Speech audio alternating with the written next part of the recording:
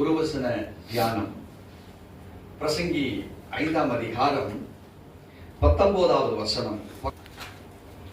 தேவன் ஐஸ்வர்யத்தையும் சம்பத்தையும் எனக்கு, அதாவது எவனுக்கு கொடுத்திருக்கிறாரோ அவன் அதிலே புசிக்கவும் தன் பங்கை பெறவும் தன் பிரயாசத்தினாலே மகிழ்ச்சியாய் இருக்கவும் அவனுக்கு அதிகாரம் அளிப்பது தேவனுடைய அனுகிரகம். இந்த வேர்ஸ் ஒரு ஆப்பர்ச்சுனிட்டி, ஒரு வல்லமை கொண்டது. இந்த வசனம் சூழ்நிலைகளும் சந்தர்ப்பங்களும் இதை புரிந்து அறிந்து யார் அதை பெற்றுக் கொள்ளுகிறார்களோ அவங்களுக்கு தேவன் விசேஷித்த வண்ணமான ஒரு அதிகாரத்தை இந்த இடத்துல பெற்றுக்கொள்வதற்கு தேவன் கொடுத்திருக்கிறார். தேவன் ஐஸ்வர்யத்தையும் சம்பத்தையும் எவனுக்கு கொடுத்திருக்கிறாரோ, இத ஒருவேளை நீங்க விசுவாசிக்கிறீங்க, ஆமா தேவன் எனக்கு பணத்தை கொடுத்திருக்கிறாரு, சம்பத்தை கொடுத்திருக்கிறார், நீங்க விசுவாசிக்கிறீங்கன்னு ஆமான்னு நீங்க சொல்லலாம். ஒரு பிச்சைக்காரனை கேட்ட கூட ஆமான்னு தான் சொல்லுவான். ஒரு கோடீஸ்வரனை கேட்டா ஆமான்னுவான்.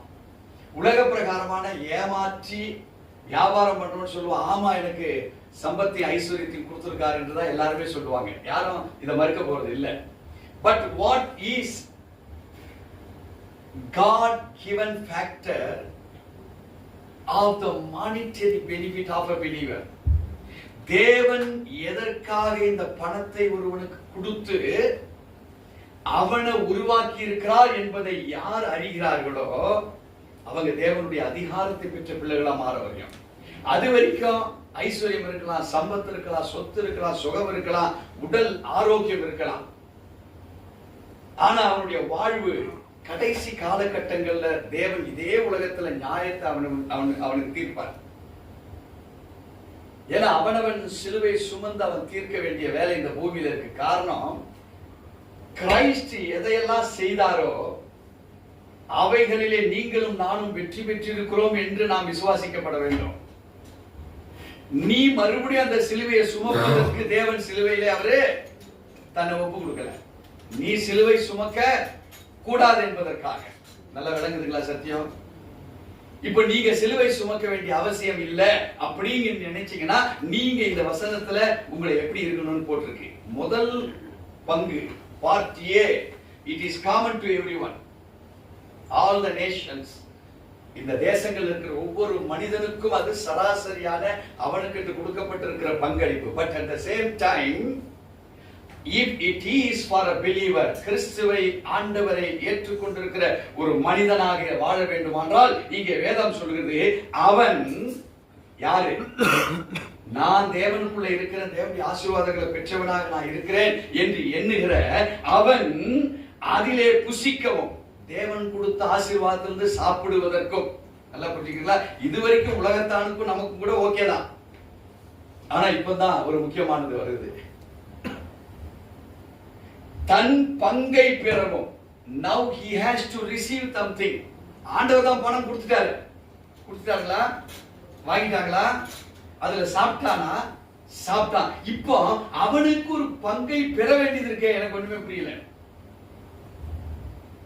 அவர் கொடுத்துட்டாரு, நீ சாப்பிட்டுட்ட நல்லா, இப்போ நீ மறுபடியும் ஒரு பங்கை பெற வேண்டுமா? ஆண்டவர் எனக்கு ஒண்ணும் புரியல. எனக்கு 1000 கோடி ரூபாய் என் அக்கௌண்ட்ல நீங்க போட்டு விட்டீங்க, சம்பாதிக்கிறதுக்கு உண்டான பலனை கொடுத்துங்க, என் அக்கௌண்ட்ல சேர்ந்தும் போச்சு. ஆனா மறுபடியும் சொல்லுகிறீங்களே, நீ எதை பெற வேண்டும் மறுபடியும்? இப்ப இந்த வேத வசனம் என்ன சொல்லுதுன்னு கேட்டீங்கன்னா, அதை பெறவும் தன் பிரயாசத்தினால் மகிழ்ச்சியா இருக்கவும். இரண்டாவது சொல்றாரு, எதையோ நாம் பிரயாசப்பட வேண்டும், அதில் நாம் மகிழ்ச்சியா இருக்கவும் அவனுக்கு அதிகாரம் அளிப்பது தேவனுடைய அனுகிரகம்.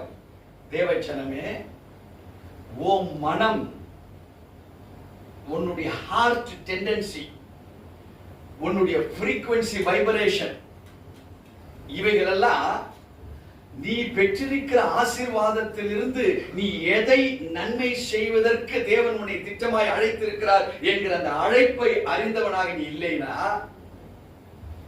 உன் காசு உங்ககிட்ட தான் இருக்கும். அது அழுகி போன காசா இருக்கும். அவர் கொடுத்த திடகாத்திரமான உடம்பு உங்ககிட்ட தான் இருக்கான, அது அழுகி போன உடம்பு. உனக்கு கொடுத்திருக்கிற காரு பங்களா எல்லாம் கொடுக்கப்பட்டதா, அதெல்லாம் சபிக்கப்பட்டதா இருக்கும்.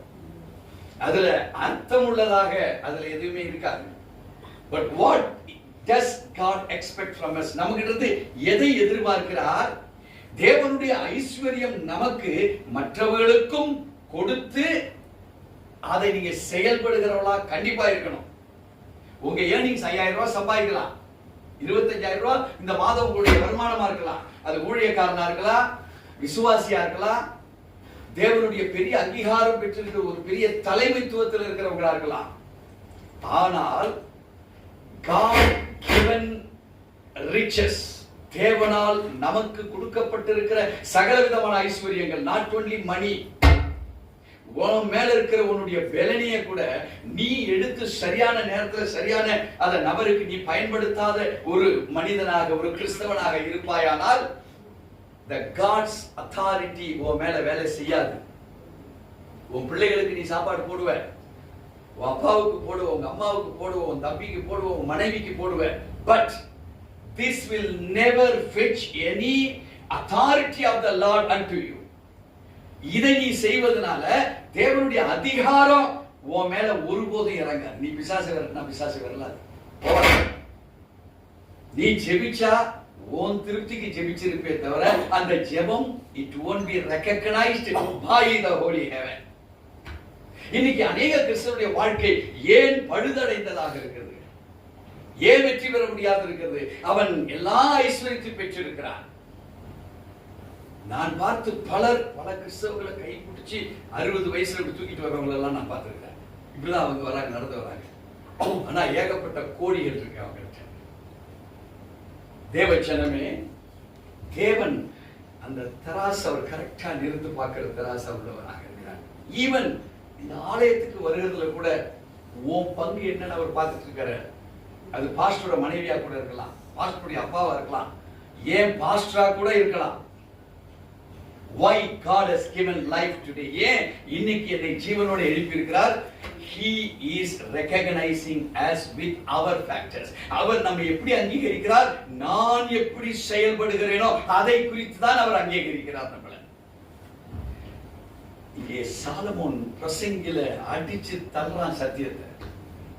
ராஜாதான், ராஜ வாழ்க்கை, ஒரு குறை கிடையாது அவருக்கு, எந்த விதத்திலும் பிரச்சனையே கிடையாது. அறிவு இருக்குது, ஞானம் இருக்குது, ஃபுல் சப்ளைல லோடட். யாரு? சாலமோன். அவர்தான் சொல்றார், அவன் அதிலே புசிக்கவும் தன் பங்கை பெறவும் தன் பிரயாசத்தினால் மகிழ்ச்சியா இருக்கவும் அவனுக்கு அனுகிரகம் அளிப்பது தேவனுடைய அந்த அதிகாரத்தை கொடுப்பது தேவனுடைய அனுகிரகமாக இருக்குது. அருமையான தேவ ஜனமே, இன்னைக்கு பல கிறிஸ்தவன் doesn't know what does the truth explains. சத்தியத்தை அது எப்படியாய் விளக்கப்பட்டிருக்கு என்பதை வேத ரகசியமே தெரியாத கிறிஸ்தவனாக நாம வாழ்ந்து கொண்டிருக்கிறோம். நம்ம பணம் இருந்து, நம்ம கையில காசு இருந்து, நம்ம படிப்பு இருந்து, நம்ம பிள்ளைகள் நல்லா இருந்தா நம்ம நல்லா இருக்கிறோம், ஆண்டவர் நம்ம நல்லா வச்சிருக்கிறான் நம்ம நினைக்கிறோம். ஆனா தேவன் என்ன நினைக்கிறா? இவனை இப்படி உருவாக்கி வச்சிருக்கிறேன், இவன் என்ன செய்யறான்? இவனுக்கு ஒரு அதிகாரத்தை அனுகிரகமாக நான் கொடுத்திருக்கிறேனே. அந்த அதிகாரம் என்ன? உன் மனம் சொல்லணும், this you do. இதை அவனுக்கு செய், இதை இவர்களுக்கு செய், இதை சபைக்கு செய், இது ஏழைக்கு செய், இது எளியோனுக்கு செய், இவன் நீடி பர்சனா இருக்கான், இது அவனுக்கு செய். நீ எதெல்லாம் உனக்கு பங்குள்ளது என்று நினைக்கிறியோ இதே பங்கை இன்னொருத்தருக்கு போட்டு நீ அழகு பார்ப்பியா? சுயநலம் செய்ய மாட்டோம். டெஃபினட்டா செய்யால். ஆனா Jesus till the end he gave his own life to the society, to the people, to the needy, those who are cursed, those who are in pain, those who are in sins. யாருக்கெல்லாம் கொடுத்தாரு அவருடைய ஜீவனை? எல்லா பண வசதி உள்ளவன் எல்லாருக்கும் கொடுத்தாரு. ஆனாலும் யார் யாருக்கெல்லாம் கொடுத்தாருன்னு பார்த்தீங்கன்னா, தன்னை சபிச்சவனுக்கு, தன்னை அடிச்சவனுக்கு, பாவத்தில் இருந்ததுக்கு எல்லாருக்குமே தன் ஜீவனை கொடுத்திருக்கிறார். வேற நீயும் நானும் இன்னிலிருந்து ஒரு கணக்கு எடுப்போம். உனக்கு விரோதிக்கு நீ ஏதாவது நல்லது செய்திருக்கிறியா? உன்னை போட்டு தாக்கி உன்னை தள்ளி விட்டானே, அவனுக்கு நீ நல்லது செய்திருக்கியா? அவன் பேரை வெளியே ரிப்பேர் பண்ணாம இருந்திருக்கியா? அவனை பத்தி சொல்லும் போது, பிரதர் அவனா மோசம், ரொம்ப ஒஸ்ட். உன்னை ஒஸ்ட்ன்னு சொல்றதுக்கு, உனக்கு ஜீவனை கொடுத்து நாக்க சொல்றதுக்கு, நாக்குல ரத்தத்தை பாய்ச்சி சிந்தனையை பாய்ச்சி அவன் ஒஸ்ட்ன்னு உன்னை சொல்லுவதற்கு தேவன் உனக்கு ஜீவனை கொடுக்கல. அவன் ஒஸ்டா இருக்கிறான், நீ சொன்னாலும் சரி, யார் சொன்னாலும் சரி, அவன் ஒஸ்ட் தான். ஆனா அவனுக்காக பரிதவிக்கிற ஒரு தேவனுடைய மனுஷனாக நீ இருக்கிறியா? ஆண்டவரே, அவன் ஆத்மா நல்ல ஆத்மா தான் ஆண்டவரே, அவன் மேல இருக்க அசுத்த ஆவி அவன் அப்படி பண்ணிருக்கு அப்படின்னு சொல்லி என்னைக்கா ஒரு நாள் இனிமேல் ஒரு நாளையும் வேஸ்ட் பண்ணிடாதீங்க. ஒரு அக்கிரம சிந்தை காரணக்காக நீங்கள் ஜெபிக்க வேண்டியது உங்க பொறுப்பு. ஏன்? இங்கே வேதம் தெளிவாய் சொல்லுகிறது, தேவன் ஐஸ்வர்யத்தையும் சம்பத்தையும் எவனுக்கு கொடுத்திருக்கிறாரோ. அது என்ன ஐஸ்வர்யம்? நாட் த உலக ஐஸ்வர்யம், the principle of grace, கிருபையின் ஃபார்முலா, கிருபையில இருக்கக்கூடிய அன்லிமிட்டெட் பவர்ஸ், கிருபையில ஆழமாய் இறங்கி இருக்கிற அன்லிமிட்டெட் சத்தியங்கள், கிருபைக்குள் இருக்கக்கூடிய தயவையும் ஈவையும் நீ பெற்றவனாய், அந்த ஐஸ்வர்யத்தை பெற்றவனாய் இருப்பாயானால், have you utilized for others? அது கேடும் கிறுக்கும் பாவிகளுக்கும் அந்த கிருபை நீ பயன்படுத்தி இருப்பாயானால், அந்த ஐஸ்வர்யத்தை உனக்கு கொடுத்தாரே, அது ஒரு அதிகாரம். அது ஒரு அதிகாரம் உன் கையில் இருக்கு. ஏன்? உள்ள இருக்கிற பிசாசு நடக்கும். அந்த ஐஸ்வர்யத்தின் கிருபை உன் கையில இருக்குன்னா, நீ கையை நீட்டும் போது அந்த பிசாசங்க அதிரும். இது இல்லாத நானும் ஊழியக்காரன், நானும் கிறிஸ்தவன் அப்படின்னா, பொய்யா இருக்கிற உன் மேல பொய்யான ஆவிதான் உள்ள உட்கார்ந்து இருக்குமே தவிர பரிசுத்த ஆவியானவர் உட்கார்ந்து, சபாஷ் brother, you are really the children of the holy heaven, Yesu தட்டி கொடுப்பாரா? அது பொய்யனுக்கும் பொய்க்கு பிதாவுமாய் இருக்கிற உலகத்தின் அதிபதி, அவனோடு கூட நம்ம ரிலேஷன்ஷிப் பண்ணினதாக இருக்கும். ஆண்டவர் சொல்றார் மிக தெளிவாக, அவன் அதிலே புசிக்கவும், நல்லது செய்து அவர் கொடுத்த ஐஸ்வர்யத்துல அதுல சம்பாதிக்கிற பாருங்க. உன்கிட்ட கொடுத்த பல கோடிகளை கொஞ்சம் எடுத்து நீ கொடுத்து அந்த சத்தியத்தின்படி ஒரு சம்பாதனை சம்பாதிக்கிற இல்லையா, அதுதான் வேல்யூ. இப்போ எல்லார்கிட்ட இருக்கிற காசு உங்ககிட்ட இருக்குது, ஆனா அந்த காசை எடுத்து அதுக்கு செய்ய வேண்டிய வேலையை செய்து அதன் மூலமாய் சம்பாதிக்கிற பாரு, அதுதான் இப்ப உண்மையான பெனிஃபிட் ஃப்ரம் த காட். இப்ப சொல்லுங்க, ஒருவேளை வண்டியை வச்சு நீங்க வந்திருப்பீங்க, நீங்கெல்லாம் சல்லு பெட்ரோலை போட்டு ஜம்முன்னு காத்து வாங்கிட்டு ஹெல்மெட்டை மாட்டிக்கிட்டு ரூல்ஸ் அண்ட் ரெகுலேஷன்ஸ்ல ஜம்முன்னு வந்து உட்கார்ந்து இருப்பீங்க. இங்க நீங்க பாக்கியவான் நினைச்சீங்கன்னா நீங்க எல்கேஜி தான் சேர்ந்திருக்கீங்கன்னு அர்த்தம். நான் சபைக்கு வந்துட்டேன், வண்டியில என் கையில திறமையை கொடுத்துருக்கிறாரு, என் கையில காணிக்க போட காசு இருக்குன்னு நினைச்சீங்கன்னா எல்கேஜி நீங்க. ஆனா அவர் கொடுத்த ஐஸ்வர்யத்தை வைத்து ஒருத்தருக்கு நன்மை செய்து அதன் மூலமா ஏதோ சம்பாதிச்சீங்க பாருங்க, அதுதான் உண்மையான ஆசீர்வாதம். அதுதான் உண்மையான ஆசீர்வாதம். இததான் ஜீசஸ் ஜீவன் வரைக்கும் செய்து நமக்கு காமிச்சு முடிச்சிட்டார். அல்லேலூயா. இப்ப அவர் சொல்றார், அதுதான் அவன் அதிலே புசிக்கவும், தன் பங்கை பெறவும், தன் பிரயாசத்திலே மகிழ்ச்சியா இருக்கவும் அவனுக்கு அதிகாரம். நல்லா கவனிச்சீங்க, அந்த வசனத்துல என்ன போட்டிருக்கு? அவனுக்கு அதிகாரம் அளிப்பது தேவனுடைய அனுகிரகம். ஒருவேளை நீங்க அப்படி உள்ளவங்களா இருந்தா உங்க மேல தேவனுடைய அனுகிரகம் இருக்கு மகனே மகளே. ஒருவேளை பாஸ்டர் நான் இது வரைக்கும் செய்யல, இந்த ஆங்கிள் நான் கிறிஸ்தவ வாழ்க்கையை வாழறேன் அப்படின்னா, ஆண்டவர் கொடுத்த அதிகாரம் உங்களுக்கு பிரதிபலிக்கல. உள்ள டார்ச் தான், செல்லு தான் உள்ள இருக்குது, லைட் தான் இருக்குது, ஆனா பட்டன் ஆபரேட் பண்ணா அந்த டார்ச் எரியல. இப்போ எதிர்க்க வெளிச்சம் தெரியுமா? அந்த டார்ச் எரியல. தேவஜனம், அந்த டார்ச் எரியப்பட வேண்டுமானால் தேவனுடைய அதிகாரம் உங்க மேல இருக்கு, அது எனக்கு அனுகிரகமாக இருக்கு.